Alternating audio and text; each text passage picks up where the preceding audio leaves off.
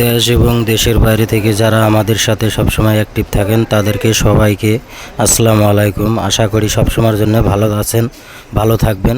তো এটি হলো টিটিপাড়া একটি মোচরের ভিডিও আপনাদের সামনে তুলে ধরতেছি।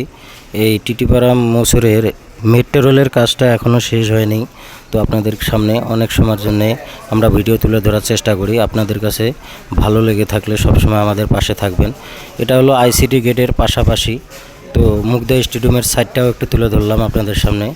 আর এই পাশে হাতের বামের দিকে খেয়াল করবেন আপনারা।